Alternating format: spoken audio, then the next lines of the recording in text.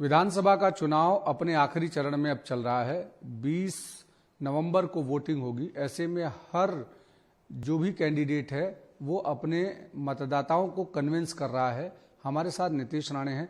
नीतीश जी, आपने अभी चर्चा के दौरान कहा कि आपने मतदाताओं को तमाम सारी सुविधाएं देने की कोशिश की इन 10 सालों में। क्या मतदाता जो 100% जो एक्सपेक्टेशंस होती है उस पर आप खरे उतरे हैं? देखिए, हम जब भी चुन के आते हैं तभी हमारी कोशिश यही होती है कि सब तरीके से कोशिश करके हम हमें मतदाताओं की सारी अपेक्षाएं पूर्ण कर सकें। बिल्कुल। 10 साल में से 8 साल में विपक्ष का विधायक रहा हूँ। ये 2-2.25 साल ही मुझे मेरी महायुति की सरकार महाराष्ट्र में आई और उसके वजह से मैं मेरे मतदाताओं की सेवा और प्रभावी तरीके से कर सका हूँ। मगर तो भी मैंने अपने कार्यकाल में मैंने सिंसियर एफर्ट डाला है। कहीं भी मैं मेरे मतदारों को ऐसे मैंने एहसास नहीं दिलाया कि मैं बाबा विपक्ष का विधायक हूँ, आपके लिए काम नहीं कर सकता। जिस तरीके से भी फिर आंदोलन करके हो, आवाज उठा के हो, विधानसभा में मेरे और मंत्रालय में मेरे संबंध हो, उस सभी माध्यम से मैंने मेरे मतदारों तक पहुंचने की कोशिश की है। उनके सवाल के जवाब देने की कोशिश की है, उनका विकास करने की कोशिश की है। इसलिए मुझे विश्वास है 100% नहीं भी होगा तो भी 70% जितने भी उनके अपेक्षाएं हैं वो मैं पूर्ण करने की पूरी तरीके से मैंने कोशिश की है। और मुझे बाकी का 30% खत्म करने के लिए, उनकी अपेक्षाएं पूर्ण करने के लिए मुझे और 5 साल क्या हो उनसे चाहिए। नीतीश जी, हिंदुत्व के सवाल पे आते हैं। आप इतना अग्रेसिव होकर के हिंदुत्व की लाइन लेते हैं, सबको साथ में लेके चलो, सबका साथ सबका विकास, और आप हर जगह जाके कहते हैं लव जिहाद हुआ, लैंड जिहाद हुआ। इस देश में कानून के हिसाब से चलता है कि आपके हिसाब से? देखिए, ऐसा है, मेरी पार्टी आज ये भी कहती है एक है तो सेफ है। मेरे पंतप्रधान यही कहते हैं एक है तो सेफ है। बटेंगे तो कटेंगे भी तो करते हैं। कहती है बटेंगे तो कटेंगे। तो मुझे ऐसा लगता है कि हमारे हिंदू राष्ट्र में अगर मैं हिंदुओं की तरफ से अगर बात कर रहा हूँ, किसी को भी तकलीफ है मिर्ची लगने की जरूरत नहीं है। मैं मेरे देश में, मैं मेरे हिंदू समाज का अगर मैं अपने की लड़ाई लड़ रहा हूँ, उनको न्याय देने की कोशिश कर रहा हूँ, तो मेरे हिसाब से वो सही है। इसलिए कौन क्या सोचता है, कौन किसको किधर मिर्ची लगती है, मुझे सोचने की जरूरत नहीं है। मगर जो भी जिहादी, जो भी रोहिंग्या, जो भी बांग्लादेशी मुसलमान मेरे देश की तरफ गंदी नजर से देखेगा तो उनकी आंखें हम लोग सही ढंग से रखेंगे नहीं। इस सोच से, इस विचार से हम आगे बढ़ रहे हैं। हमारे हिंदू राष्ट्र में हिंदू सुरक्षित ही होगा और हमारे हिंदू धर्म में ही लिखा है कि धर्म के लिए जरूरत पड़ेगा तो आप शास्त्र भी उठाइए, शस्त्र भी उठाइए। ये हमारे हिंदू धर्म में भी लिखा है और वही सोच के लेके हम आगे बढ़ रहे हैं। महायुति में आपके अलाइंस पार्टनर अजीत पवार, वो उनको आपत्ति रहती है कि नीतीश राणे के इस बयान से उनका जो वोटर्स है, जो मुस्लिम मतदाता है, वो कहीं न कहीं दूर चला जा रहा है और उनको इस तरीके के बयान देने की जरूरत नहीं है। ये हमारे लिए चुनावी मुद्दा है ही नहीं। हिंदुत्व ये हमारे चुनावी मुद्दा नहीं हो सकता। हिंदुत्व हमारा प्राण है, हमारी पहचान है और हमारी पहचान के ऊपर अगर कोई गंदी नजर से देखता होगा तो फिर हमको चुप बैठने का कोई अधिकार नहीं। हम बीजेपी, शिवसेना, राष्ट्रवादी, ये सारे पार्टी के कार्यकर्ता हैं, सदस्य बाद में हैं। पहले हम हिंदू हैं। हम एक विधायक बाद में हैं, पहले हिंदू है। हम कोई मंत्री बाद में है, पहले हिंदू है। इसलिए हर किसी को पहले हम हिंदू बन के जिस दिन सोचेगा उसको नीतीश राणे कहीं भी गलत लगेगा नहीं। लेकिन आपका हिंदुत्व की लाइन जो कह रहे हैं, अगर उद्धव ठाकरे भी कहते हैं हिंदुत्व है तो आप कहते हैं हिंदुत्व नहीं है। जब हिंदुत्व की लाइन आप ले रहे हैं तो उद्धव ठाकरे भी तो हिंदुत्ववादी नेता हैं, वो लगातार कहते हैं। उद्धव ठाकरे का हिंदुत्व ही चाइनीज मॉडल हिंदुत्व है, नकली हिंदुत्व है।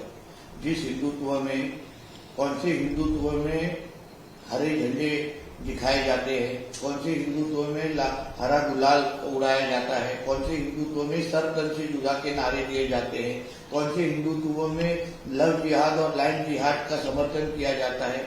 मैं बोलता हूं कि अगर आपने सच्ची में अगर हिंदू हृदय सम्राट बाला साहेब ठाकरे का खून है तो आप हिंदुत्व ये विषय पे कोई भी कॉम्प्रोमाइज नहीं करना चाहिए। किसी भी तरीके से आप पीछे नहीं हटना चाहिए। मगर आज जिस तरीके से आपने 2019 से लेकर आज तक उद्धव ठाकरे जी का पूरा एक कार्यकाल देखा उनका जिस तरीके से उनके वक्तव्य देखे वो सारे के सारे हिंदू समाज और हिंदू राष्ट्र के खिलाफ है। स्वतंत्र वीर सावरकर जी के बारे में जो हिंदू हृदय सम्राट बाला साहेब ठाकरे जी के वक्तव्य थे, जो विचार थे, उसी के विरुद्ध में जब राहुल गांधी बात करते हैं तब मैंने कभी भी उद्धव ठाकरे को उनका विरोध करते हुए नहीं देखा। जिस शिवाजी पार्क पे खड़े होके हमारे हिंदू हृदय सम्राट बाला साहेब ठाकरे जी ने हिंदुत्व की हुंकार दी, स्वतंत्र वीर सावरकर जी का मान बढ़ाया, उनके बारे में हमेशा अच्छी बड़ी बातें बोलते थे, उसी शिवाजी पार्क में खड़े रह के कभी राहुल गांधी जी ने स्वतंत्र वीर सावरकर जी को माफी भी बुलाया था, उनका अपमान किया था, उसी स्टेज पे बैठे हुए उद्धव ठाकरे जी ने उनको रोकने की हिम्मत नहीं दिखाई। तो इसलिए उद्धव ठाकरे जी को हिंदुत्व बोलने का और नाम भी लेने का अधिकार नहीं। इस बार लोकसभा के चुनाव में जिस तरीके से वोटिंग हुआ, वोटिंग में ये देखा गया, एक आंकड़े ऐसे आए कि जिसमें आपके पास जो वोटर्स थे वो हिंदुत्ववादी वोटर थे, लेकिन उद्धव ठाकरे के पास मुस्लिम वोटर्स बहुत ज्यादा शिफ्ट हुए। उसकी क्या वजह रही है? क्योंकि 2-3 सीटें आपकी सिर्फ धुले जैसी सीट मालेगांव की विधानसभा के कारण 1,90,000 की लीड समाप्त हो गई। देखिए, उसी को हमारे देवेंद्र जी ने लव जिहाद का नाम, वोट जिहाद का नाम लिया है। ये जिहाद करना मतलब अपने धर्मों को छोड़ के किसी भी और धर्मों को नहीं गिनना। अपने गजवाई हिंद के अंतर्गत इस राष्ट्र को जब तक ये लोग इस्लामिक राष्ट्र बनाते ही नहीं है, और उसमें राजनीतिक व्यवस्था की मदद करना, राजनीतिक व्यवस्था में अपने लोग चुन के लेके आना, ये इनकी सोच रही है। और इसी नजर में रखते हुए ये सारी एक्टिविटीज इनसे बढ़ती जा रही है। इसलिए जब भी आपने लोकसभा चुनाव के बाद देखा जिस तरीके से हमारे हिंदू त्योहारों के ऊपर पथराव होना चालू हुआ, हम हमारे घर के अंदर भी दिया लगा नहीं सकते, इस तरीके से फतवे निकलने चालू हो गए। तो इस चीज को अगर आपको रोकना है, ये वोट जिहाद को अगर अपने रोकना है, तो एक है क्या सेफ, एक है तो सेफ है, बटेंगे तो कटेंगे।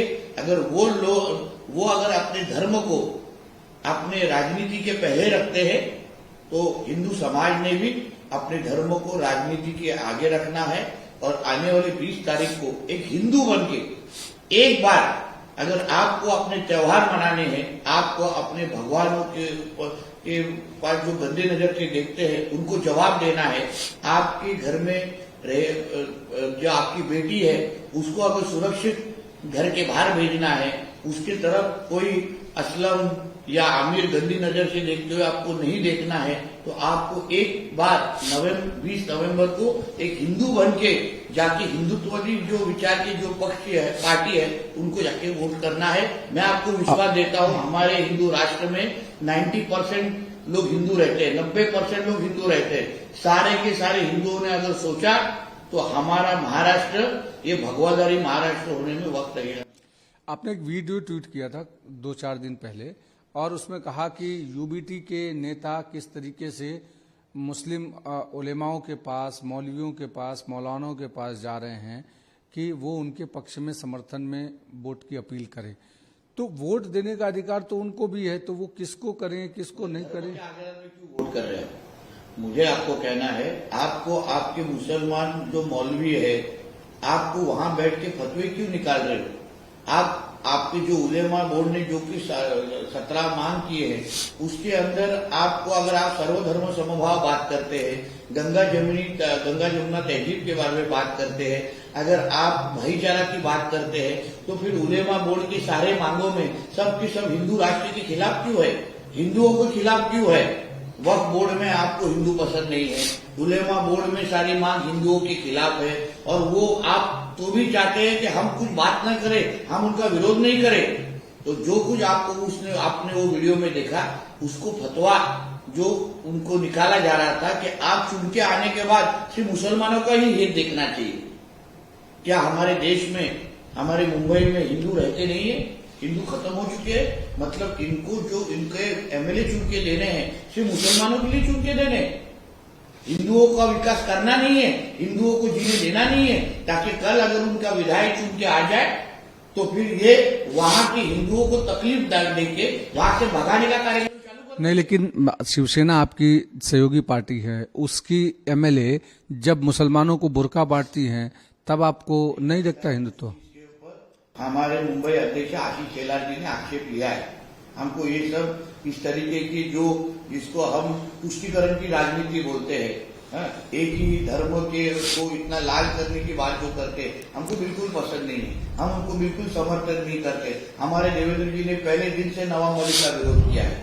हमने पहले दिन से इस तरह का लव जिहाद, लैंड जिहाद का विरोध, हाँ हिंदुत्व ये विषय पे कोई भी कॉम्प्रोमाइज नहीं होगा।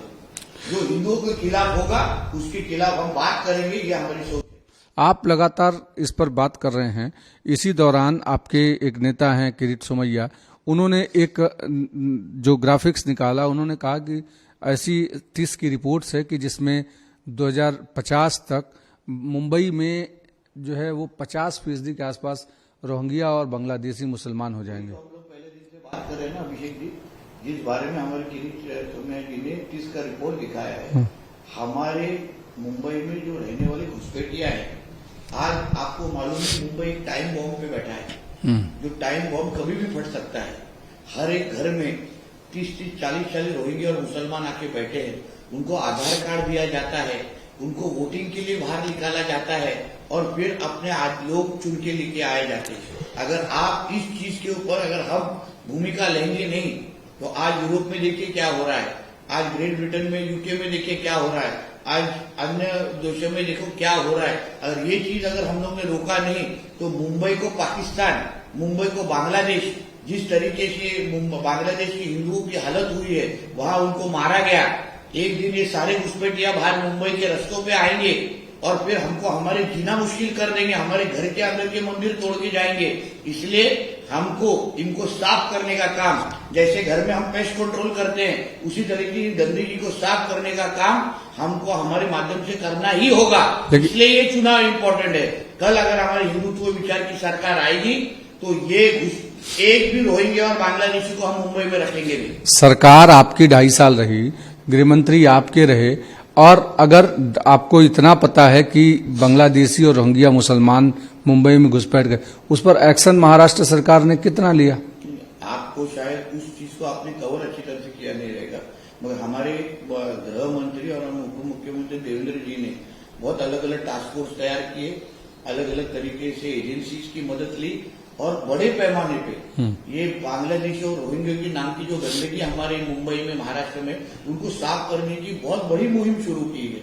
शायद आप तक वो न्यूज पहुंची नहीं रहेगी, मगर मैं आपको विश्वास देता हूँ काम शुरुआत हो चुका है, वो आइडेंटिफाई हो चुके हैं, हमको मालूम है वो किस बिल में छुपे हैं। हमको सिर्फ उनको अभी बाहर निकाल के उनको पैरों के नीचे कुचल देना है और वो कार्यक्रम 23 नवंबर के बाद जहां भी ये बांग्लादेशी और रोहिंग्या मुसलमान हमारे मुंबई में छुपे हैं, उनको हर एक को चुन चुन के हम लोग मारेंगे और हमारे मुंबई को साफ कर देंगे, ताकि हमारे मुंबई में रहने वाला हिंदू समाज, उनको इन घुसपैठियों से डरने की जरूरत नहीं है, क्योंकि वो हमारे हक का पानी छीनते हैं, हमारे हक की जगह ले लेते हैं, हमारे सुरक्षा का प्रश्न निर्माण कर देते हैं।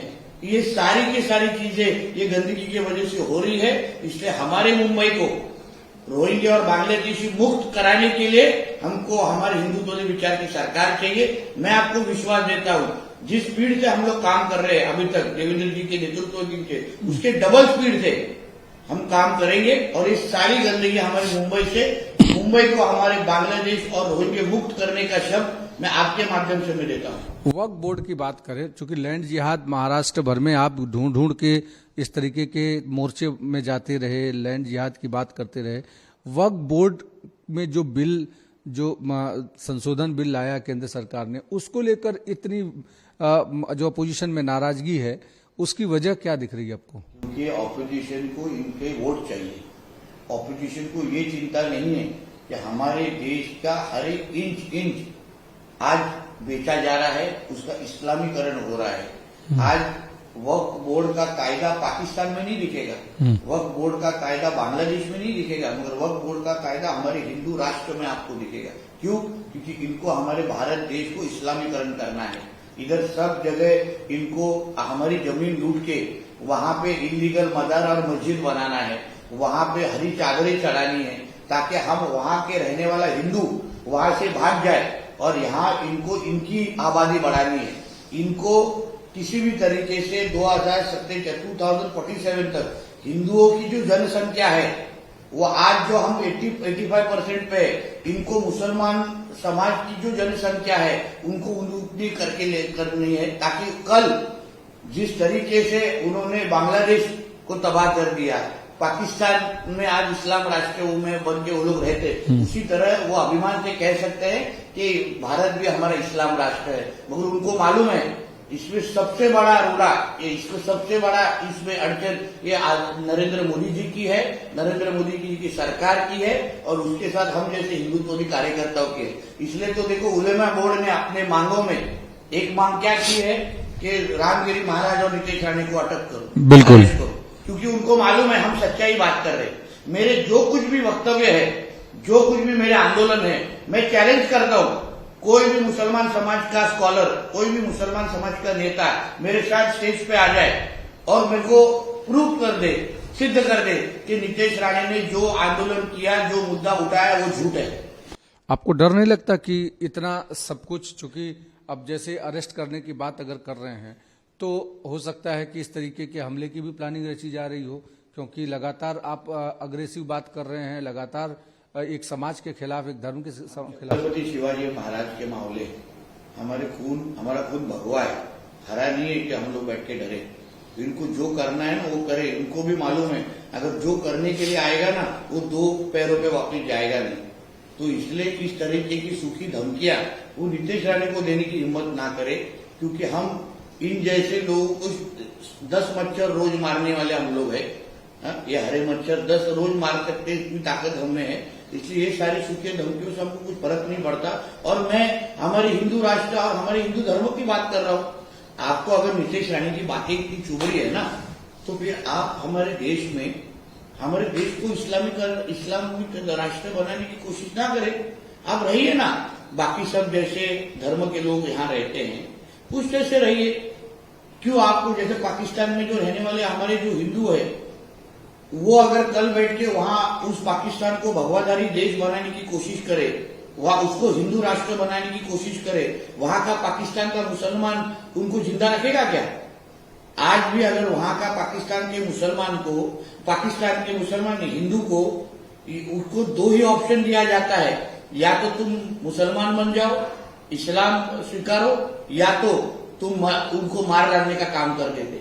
हम तो वैसा करते नहीं, मगर हम यहाँ बैठ के हम हिंदुओं की हित में बात करते हैं, इसलिए हमको कुछ भी हो, हमको हमारी चिंता नहीं है।